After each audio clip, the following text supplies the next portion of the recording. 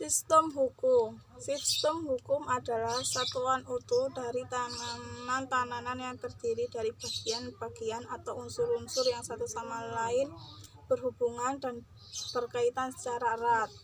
1. Pengertian hukum. Pengertian hukum menurut para ahli yaitu sebagai berikut.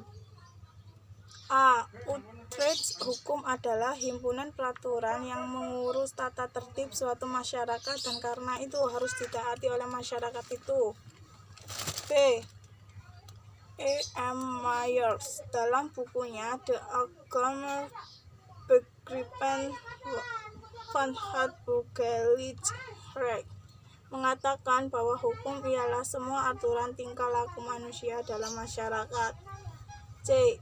Immanuel Kant hukum adalah keseluruhan syarat-syarat yang dengan ini kehendak bebas dari orang yang satu dapat menyelesaikan dengan kehendak bebas orang yang lain. D. Leon Duguid hukum ialah aturan tingkah laku para anggota masyarakat, aturan yang daya penggunaannya pada saat tertentu diindahkan oleh suatu masyarakat. Unsur hukum. Hukum memiliki unsur-unsur hukum yaitu sebagai berikut. A. Hukum merupakan himpunan peraturan. B. Manusia yang bertingkah laku dalam masyarakat. C. Sifat hukum itu memaksa dan mengikat. D. Adanya sanksi bagi si pelanggar hukum. E. Penguasa yang berwenang.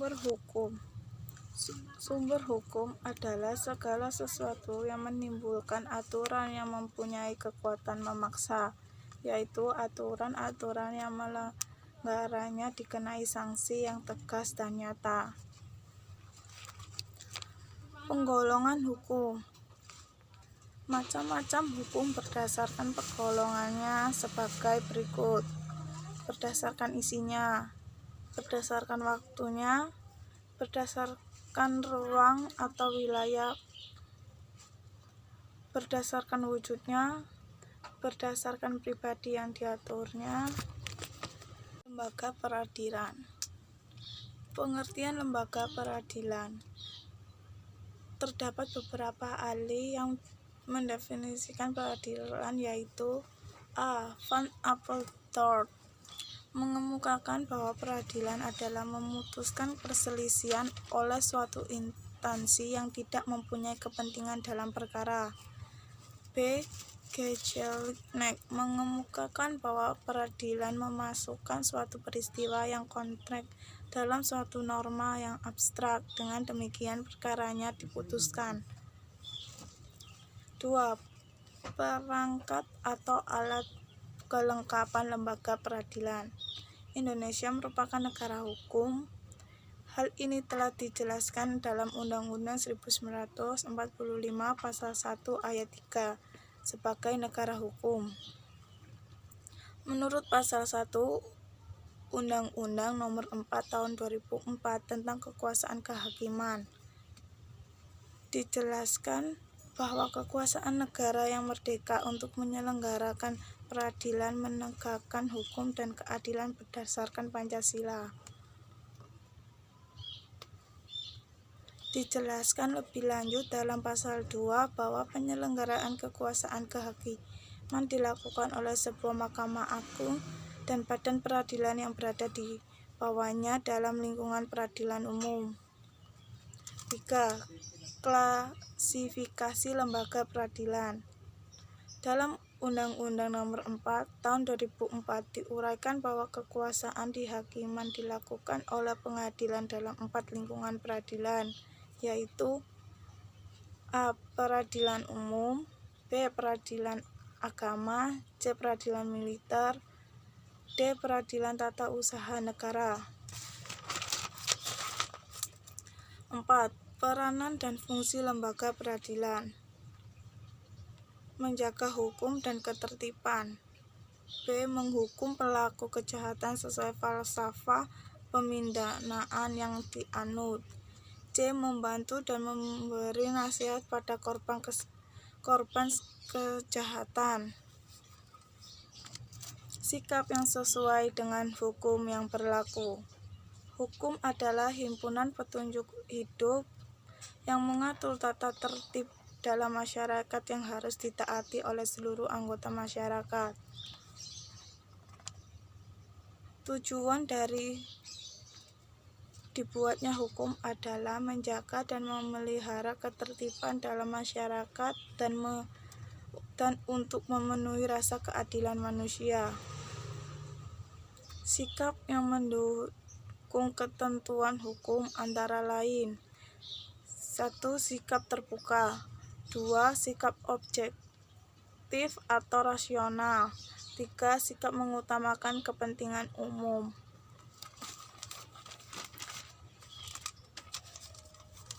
Hubungan internasional. Hubungan internasional dapat dilakukan pada seluruh aspek kehidupan, baik politik, ekonomi, sosial, budaya maupun pertahanan dan keamanan. Pengertian hubungan internasional: hubungan yang diadakan oleh suatu bangsa atau negara yang satu dengan yang lainnya disebut hubungan internasional. Hubungan internasional adalah hubungan antar bangsa dalam segala aspek yang dilakukan oleh suatu negara untuk mencapai kepentingan nasional negara tersebut. Jenis hubungan internasional berdasarkan subjeknya dilihat dari sifatnya. Asas hubungan internasional. Terdapat 3 asas dalam berhubungan internasional di mana antar satu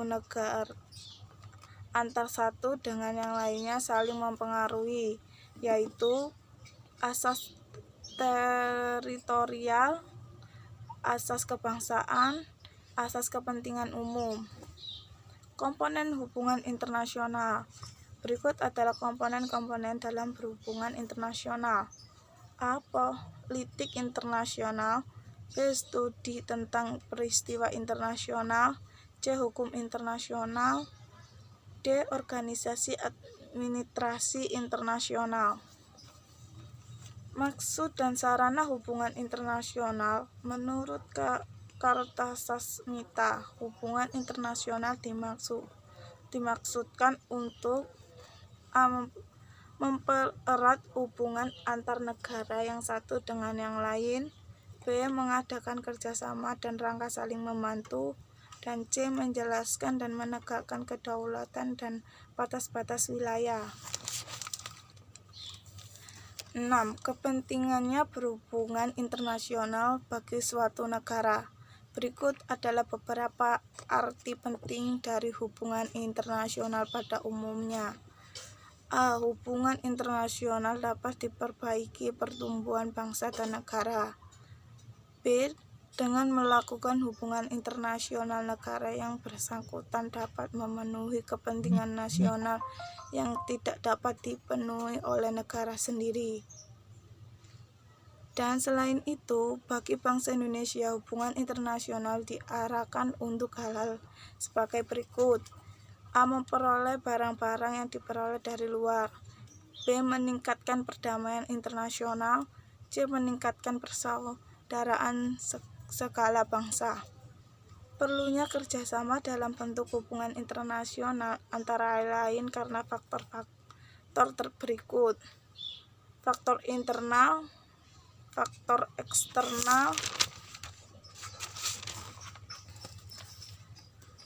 manfaat hubungan internasional.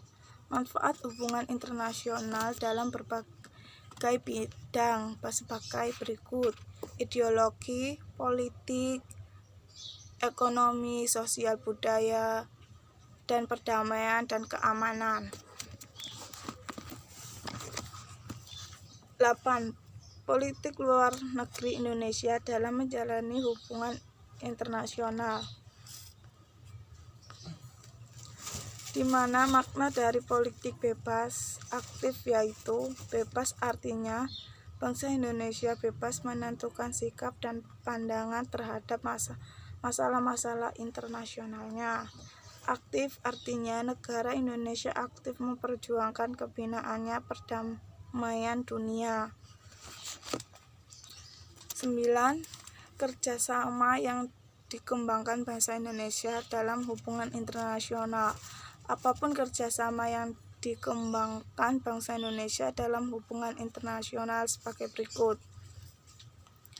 A.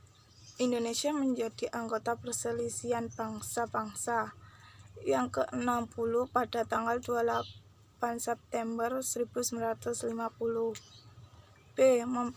Memprakarsai penyelenggaraan Konferensi Asia Afrika pada tahun 1955 yang dilahirkan semangat dan solidaritas negara-negara Asia Afrika yang kemudian melahirkan Dasar-Sila Bandung. C. Keaktifan Indonesia sebagai salah satu pendiri gerakan non-blok pada tahun 1961. D. Terlibat langsung dalam misi perdamaian Dewan Keamanan PBB dengan mengirim pasukan Garuda ke negara-negara yang dilanda konflik seperti Kongo, Vietnam, Kamboja, dan Bosnia.